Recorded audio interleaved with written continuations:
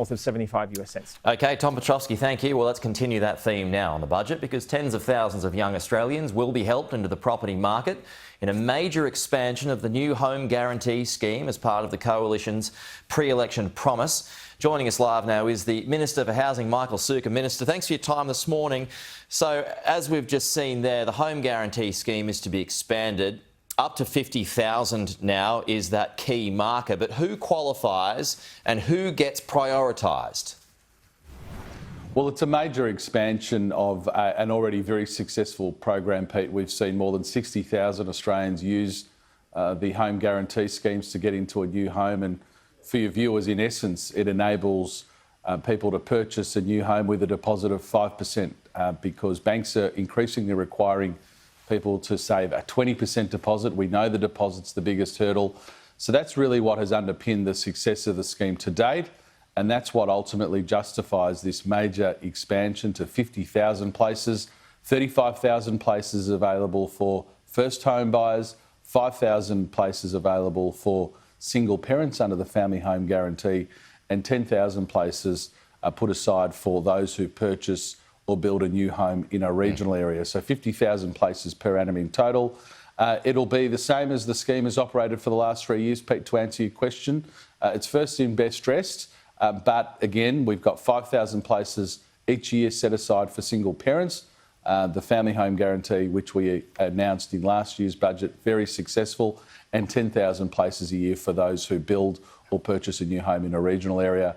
And of course, 35,000 places every single year available to first home buyers, wherever they may be, in the cities or the regions, to purchase a new home with a 5% deposit. OK, so just backing it up, on that last scheme, do you have the numbers on how many people couldn't make the repayments that you had to bail out?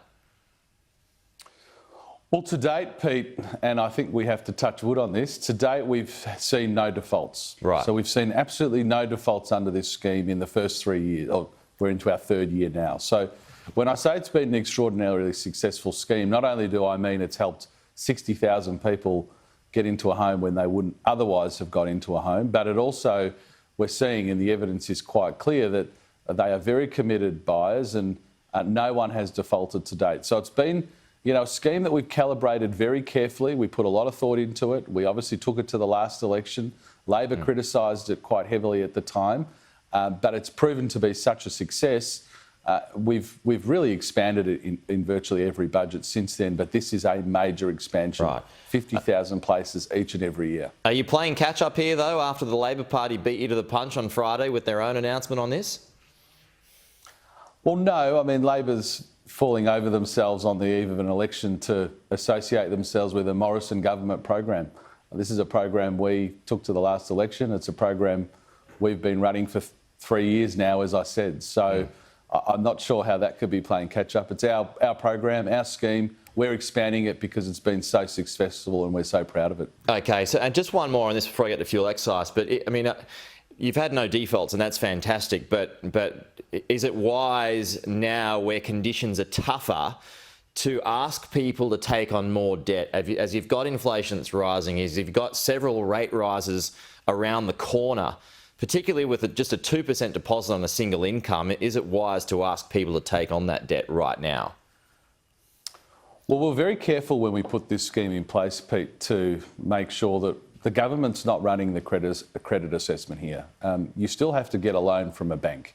You still have to meet all of the credit requirements of that bank. We guarantee 15% of the loan, or 18% in the case of the family home guarantee. So we guarantee that portion.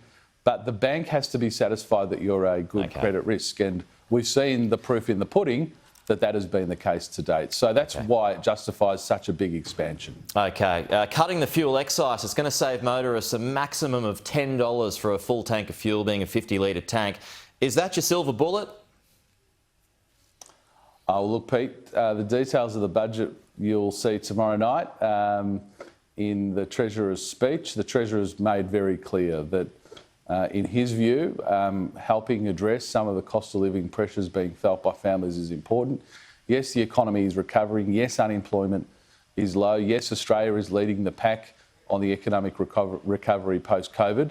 but we still acknowledge that there is pressure being felt by families. So he will outline what the government is proposing with respect to cost of living relief, but everyone will have to wait until his speech to know the detail. But do you have any concerns that service stations, that just gives them a licence to jack up the prices?